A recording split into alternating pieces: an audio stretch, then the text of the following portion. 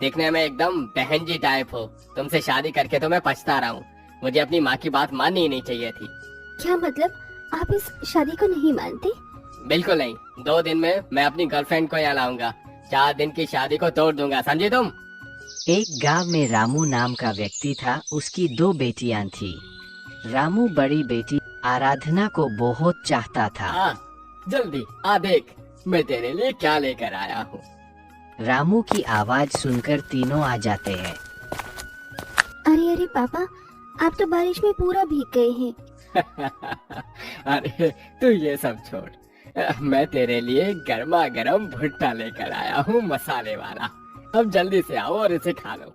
अरे पापा, मैं खा लूंगी। आप भीग गए हो, आपको जुकाम हो जाएगा। 1 मिनट रुकिए, मैं अभी आई।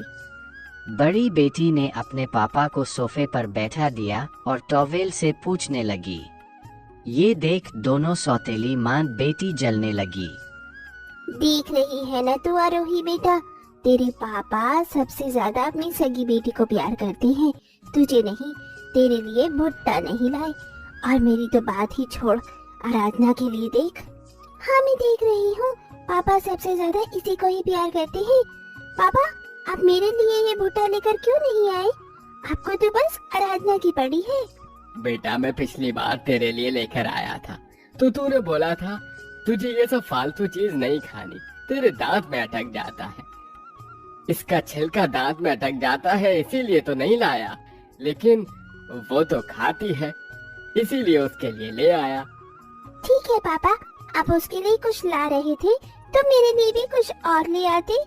लेकिन आपको बस उसकी ही पड़ी है, आप सबसे ज्यादा उसे ही प्यार करते हैं।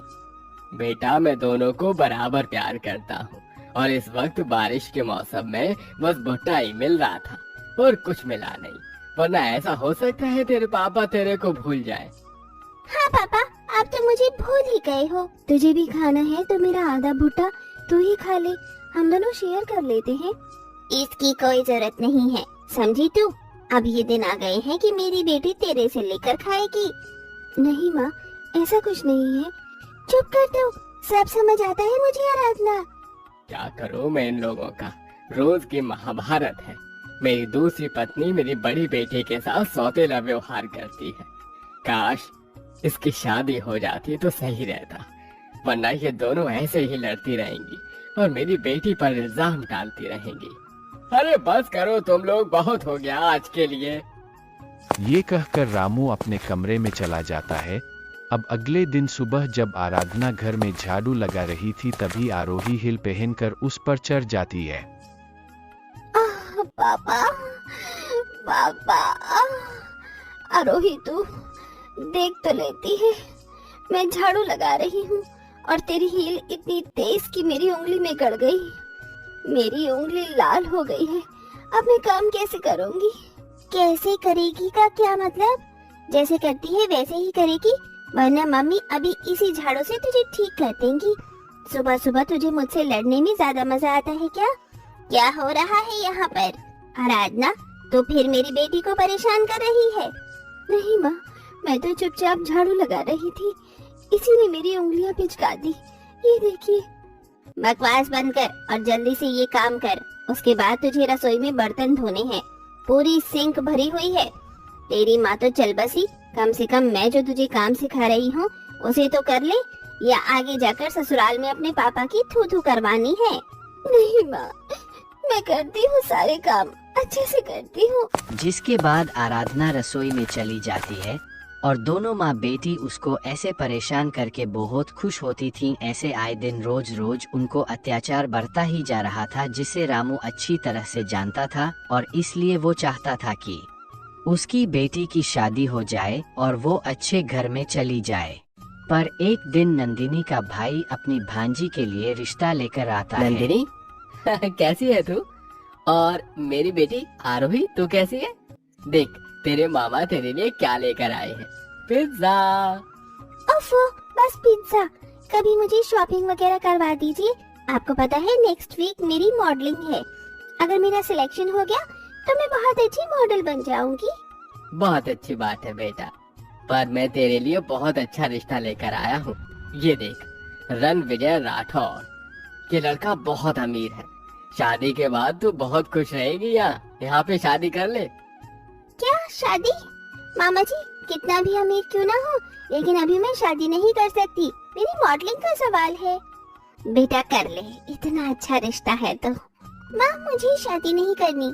इससे अच्छा आप उस गवार आराधना की शादी करवा दीजिए, ताकि मेरा इससे पीछा छूट जाए और पापा की लाडली मैं बन जाऊं। इसके जाने के बाद बस पापा मेरी ही बात मानेंगे। अरे हाँ, यह आइडिया भी अच्छा है। इसी को ही घर से बाहर निकाल देते हैं, इसकी शादी करवाकर। फिर मेरी बच्ची खुश।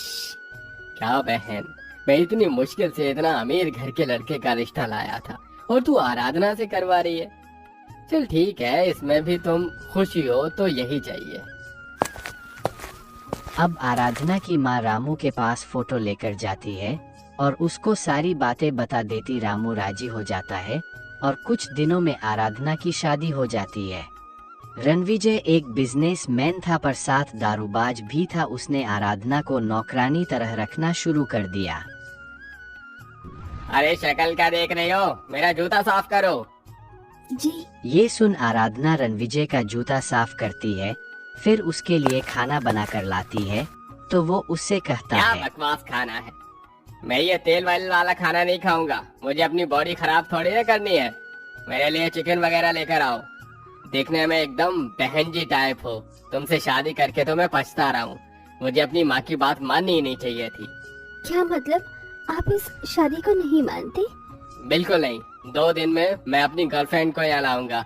4 दिन की शादी को तोड़ दूंगा, समझी तुम? ये सुन आराधना सुन पड़ जाती है, पर उसके मन का हाल पूछने वाला कोई नहीं था। नौकर की आराधना तरह वो अकेली अपने कमरे चार- में बैठकर रोने लग तो रणविजय का छोटा भाई उसे रोता हुआ देख लेता है। आराधना, तुम रो क्यों रही हो? भाई ने कुछ कहा क्या?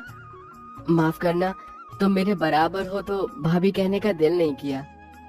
कोई बात नहीं। मुझे इससे ज्यादा इस बात का बुरा लग रहा है कि रणविजय ने मुझसे सिर्फ 4 दिन की शादी की है। अगर ऐसा ही था तो उन्होंने मुझसे शादी क्यों की? ये खबर जानने के बाद मेरी सौतेली माँ, सौतेली बहन मुझे वापस घर में आने नहीं देंगे और मेरे पापा को बहुत चोट पहुँचेगी। मैं कहाँ जाऊंगी, क्या करूंगी, कुछ समझ नहीं आ रहा। ये भाई भी ना अभी तक सुधरे नहीं है। मैं उनसे बात करता हूँ, अभी 1 दिन बाकी है। अर्जुन अपने भाई से बात करने जाता है। भाई, आपने माँ के दबाव में आकर आराधना से शादी कर ली ताकि आप 4 दिन की शादी कर उसे अलविदा कर दें। मजाक बना रखा है क्या आपने? अरे तो इसकी तरफदारी क्यों कर रहा है? हाँ, मैंने ऐसा किया। और कुछ तो ये पता है ना, मुझे लड़कियों को ऐसे ट्रीट करने में कितना मजा आता है। भाई, अपनी जुबान को लगाम दीजिए और माँ को पता चला तो? आई डोंट केयर, समझा? अब जा यहाँ से, कहीं मेरा हाथ न उठ जाए। मेरी बेबी का कॉल आ रहा है, जस्ट गो। अर्जुन अपने भाई को समझा कर थक जाता है और आराधना भी सारी बात सुन लेती। अगले दिन सुबह रणविजय अपनी गर्लफ्रेंड को ले आता है, जिसने शॉर्ट कपड़े पहन रखे थे। My darling Sophia baby, I love you so much. आज तो हम दोनों को बहुत अच्छी पार्टी करनी है, यू नो ना? या बेबी, पर पहले इस गवार लड़की को तो यहाँ से हटाओ। अभी क्या कर रही हैं? ऐसा मत कीजिए, एक मौका तो दीजिए इस रिश्ते को। तुम्हें मेरी एक बात समझ में नहीं आती क्या? मुझे तुम्हारे साथ इस 4 दिन की शादी में नहीं रहना है। Just go to hell. Ranvijay Aradhana को धक्का दे देता है, जिससे उसके गले का हार टूट जाता है और अर्जुन आराधना को गिरते हुए बचा लेता है। बस भैया, आपने तो बेशर्मी की सारी हदें ही पार कर दी आज। अच्छा ही हुआ ये 4 दिन की शादी के साथ ये 4 दिन का मंगलसूत्र भी टूट गया। आराधना इतनी अच्छी लड़की है और आपको उसकी कदर ही नहीं है। आराधना, मैंने बहुत सोचा और तुम बहुत अच्छी लड़की हो। मैं तुम्हें पसंद करता हूँ। क्या तुम मुझसे शादी करोगी? इसके बाद तुम्हें अपनी सौतेली बहन, सौतेली माँ के पास भी नहीं जाना पड़ेगा और तुम्हारे पिताजी भी खुश रहेंगे। बताओ, मैं तुम्हारा जिंदगी भर के लिए साथ थामूंगा, 4 दिन के लिए नहीं। अर्जुन के मन की बात जानकर आराधना उसको गले से लगा लेती है। आराधना को ऐसा ही जीवन साथी चाहिए था जो उसको समझे। फिर दोनों मंदिर में जाकर शादी कर लेते हैं और घर आकर अपनी माँ को सारी बात बताते हैं। बदतमीज, मैंने तुझे इतनी अच्छी परवरिश दी थी, लेकिन तूने मेरे संस्कारों का गला घोट दिया। निकल जा मेरे घर से, और ये गंदी हरकतें बाहर ही करियो। यहाँ आलतू फालतू लड़की नहीं आएगी। रणविजय मुंह बनाकर अपनी गर्लफ्रेंड को लेकर वहां से चला जाता है और दूसरी जगह रहने लगता है। ममता भी उन दोनों को आशीर्वाद देकर अपना लेती है। ऐसे ही कुछ दिन बीत जाते हैं। रामू को भी वो दोनों अपने रिश्ते सारी बातें बता देते हैं। रामू भी ये जानकर बहुत खुश होता है और आराधना की ऐसी किस्मत देखकर दोनों माँ बेटी जलने लगती है।